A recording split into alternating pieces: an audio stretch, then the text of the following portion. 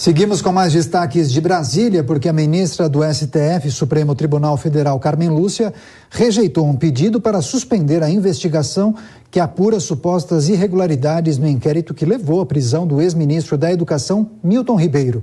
Vamos conversar mais uma vez com a repórter Yasmin Costa, que vai trazer os detalhes dessa informação para a gente. Yasmin, qual teria sido essa irregularidade, hein? Olha, Daniel, essa irregularidade teria sido cometida pelo delegado responsável pela condução dessa investigação que resultou na prisão de Milton Ribeiro, o delegado Leopoldo Lacerda. O que acontece é o seguinte: em junho, quando o ministro da Educação chegou a ser preso, a ordem de prisão foi em São Paulo e ele deveria ter trazido o ministro para participar da audiência de custódia aqui em Brasília, só que isso não ocorreu.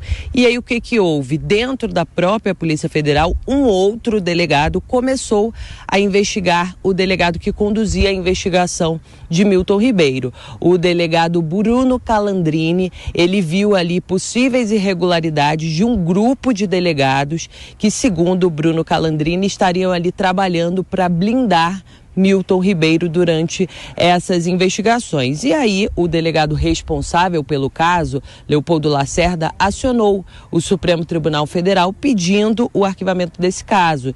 E essa decisão foi parar nas mãos da ministra Carmen Lúcia, que entendeu que ela não viu aí motivos para o encerramento dessa investigação dentro da Polícia Federal, ou seja, autorizou, manteve essa investigação dentro da Polícia Federal. Disse ainda que não cabe ao Supremo Tribunal Federal decidir sobre esse assunto, já que o delegado Leopoldo Lacerda não tem foro privilegiado e não precisaria ali da autorização do Supremo Tribunal Federal para ser investigado. Só que a ministra, ela concedeu um salvo-conduto ao delegado, ou seja, ele tem ali o direito de permanecer calado, de não apresentar, de não criar provas contra si mesmo. Mas o fato é, a investigação que apura ali uma suposta interferência dentro da Polícia Federal dos próprios delegados da Polícia Federal para blindar o ministro da Educação, Milton Ribeiro, segue por ordem da ministra Carmen Lúcia.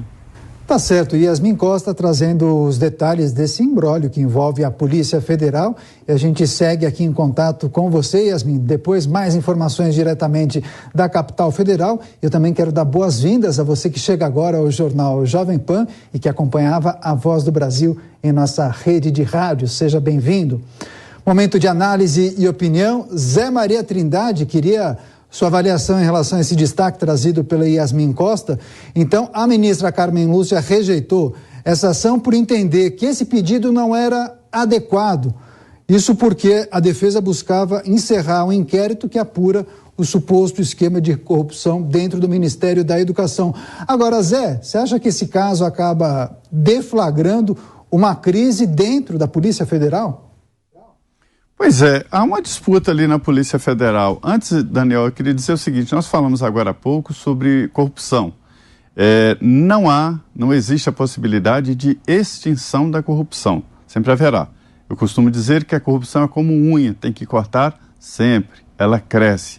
Há países onde a pena para a corrupção é a pena de morte, e mesmo assim a corrupção. Só que a diferença é que não há nada institucionalizado ou nenhuma ligação destas ações, dessas investigações, com o poder central, o Palácio do Planalto. Então, haverá sempre alguém se aproveitando do poder público, né?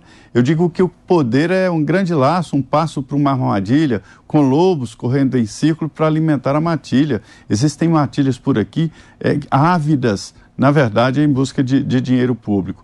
Esse caso do ministro Milton Ribeiro, a impressão que se tem é que houve um envolvimento ali de pessoas próximas e que se aproximaram do poder para tirar vantagem, mas não conseguiriam, estavam tentando vender lote na Lua, porque não havia possibilidade de retorno em corrupção. E a Polícia Federal está investigando, né? E houve ali já um encerramento de uma ligação ou possibilidade de estar interferindo no trabalho da Polícia Federal, numa ligação do ministro, quando ele fala para a filha: olha, estou com um pressentimento de que haverá uma operação. Isso aí foi encerrado. O que fica é isso aí que será investigado e a Polícia Federal tem que respeitar o delegado que está fazendo a investigação. É uma regra da Polícia Federal de que o delegado mantém o poder ali no inquérito, né?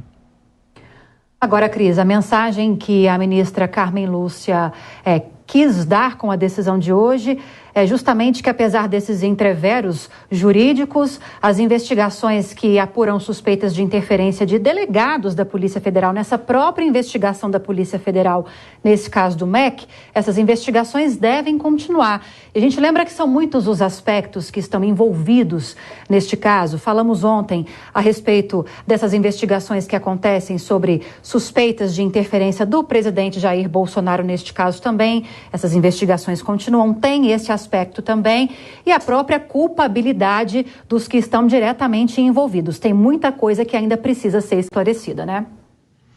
Tem, além de haver esse racha na própria Polícia Federal, aparentemente, né? Tem a questão do denuncismo, né? Virou uma mania de senadores como Randolph Rodrigues, que tem pouquíssima representatividade, né? Um partido que tem um único senador e 2 deputados federais, mas está toda hora no noticiário porque o presidente não pode dar um passo sem que ele vá lá pedir investigação desse passo para ver se o presidente deu 1 centímetro a mais, 1 centímetro a menos do que deveria dar naquele passo. Claro que eu estou dando um exemplo exagerado aqui, mas é mais ou menos isso que passa para nós, para a população, porque é tamanha a quantidade de pedidos de investigação que o recado que esses senadores, esses deputados de oposição que ficam toda hora correndo lá, eu digo para a barra da toga da mamãe judiciário, né, do papai judiciário, e esses parlamentares passam a impressão de que eles não querem deixar o governante eleito governar. Claro que suspeitas de possíveis atos de corrupção, seja de quem for, precisam ser investigadas. Agora, toda hora ficar criando um suposto fato jurídico para alimentar o noticiário, e a gente sabe como que grande parte da imprensa noticia esses fatos, né? Depois, na hora que é pedido um arquivamento, alguma coisa assim, já chega num tom bem mais ameno. Nesse caso específico, o que a ministra está dizendo aqui ao determinar o arquivamento é: Randolph, volte para o seu lugar no Senado e trabalhe. Faça o seu trabalho de legislador. Por quê? Porque já havia um pedido de apuração de algo muito semelhante, não tem por que abrir um novo pedido. Então, é mobilizar todo o aparato do Estado, gastar dinheiro com isso, de funcionários, protocolos e tudo mais, para chegar ao mesmo tipo de investigação que já estava em andamento. Espero que esse e outros parlamentares entendam o recado.